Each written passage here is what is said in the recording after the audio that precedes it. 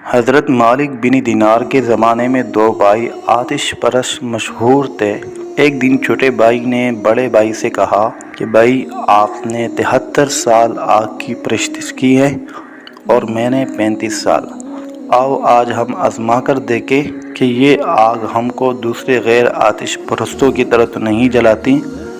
اگر اس نے ہم کو نہ جلایا تو ہم آئندہ آتش پرستی کریں گے، ورنہ ترک کر دیں گے۔ چنانچہ اس نے آگ جلا کر بڑے بھائی سے کہا کہ آپ پہلے آگ پر ہاتھ رکھیں گے یا میں رکھوں؟ اس نے کہا کہ تم پہلے ہاتھ رکھو۔ جب چھوٹے بھائی نے آگ پر ہاتھ رکھا تو آگ نے اپنی خاصیت کے مطابق اس کی انگلی جلا دی۔ اس پر اس نے آگ سے ہاتھ کھینچ کر کہا کہ ہائے افسوس، میں نے تجھے اتنے عرصے تک پوجا، پھر بھی تو نے میری انگلی جلا دی۔ آخر اس نے اپنے بڑے بھائی سے کہا، آخر ہم ایسی ذات کی عبادت کیوں نہ کریں جس کی برسوں کی نافرمانی اور گناہ پر اگر ہم سچے دل سے توبہ و استغفار کر لیں تو ہمیں معاف فرما دے۔ یہ بات بڑے بھائی کی سمجھ میں بھی آ گئی اور دونوں بھائی صحیح راستے کی متلاشی بن کر حضرت مالک بن دینار رحمۃ اللہ علیہ کی خدمت میں حاضر ہوئے۔ تو کیا دیکھتے ہیں کہ حضرت مالک بن دینار بصرہ میں لوگوں کو واعظ سنا رہے ہیں۔ ان کو دیکھ کر بڑے بھائی کہنے لگے کہ میں مسلمان نہیں ہوتا، کیونکہ میری عمر کا زیادہ تر حصہ آگ کی پرستش میں گزرا ہے۔ اب اگر میں مسلمان ہو گیا تو میرے گھر والے مجھے ملامت کریں گے، اور میں ان کی ملامت کے مقابلے میں آگ کو ترجیح دینا چاہتا ہوں۔ چھوٹے بھائی نے سمجھایا کہ لوگوں کی ملامت تو ایک دن زائل ہو جائے گی، لیکن دوزخ کی آگ زائل نہ ہوگی۔ مگر بڑے بھائی کی سمجھ میں نہ آیا اور وہ بد نصیب واپس چلا گیا۔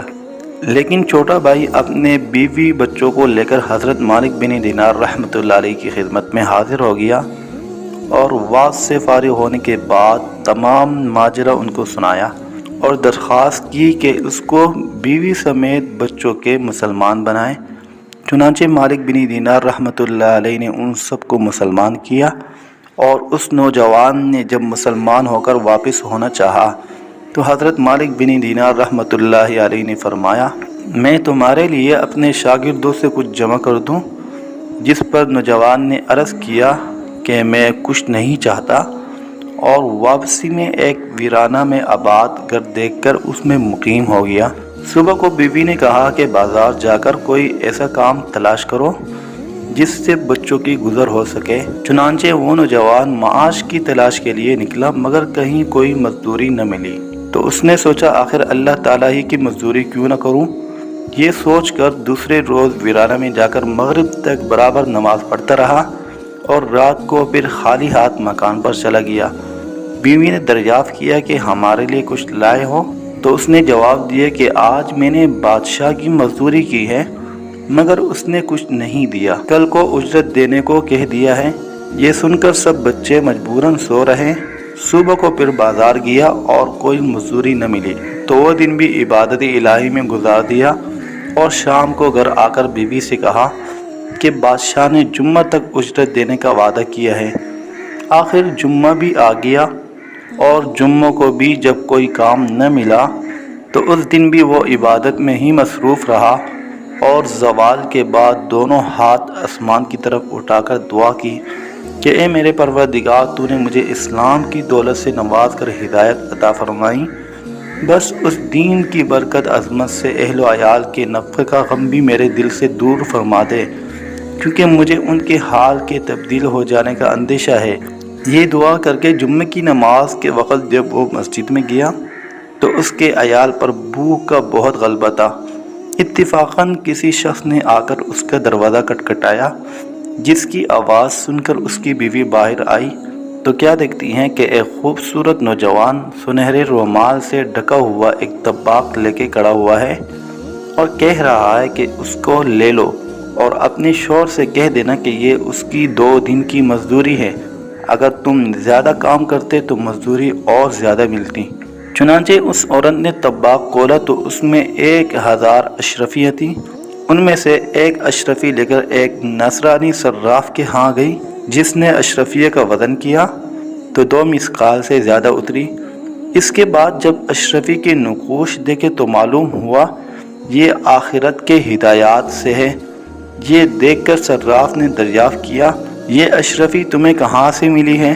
عورت نے اس کو تمام واقعہ سنایا، جس کو سن کر وہ نصرانی صراف بھی مسلمان ہو گیا اور 2000 درہم عورت کو دے کر کہا ان کو خرچ کرو اور جب یہ خرچ ہو جائے تو پھر مجھے اطلاع دو۔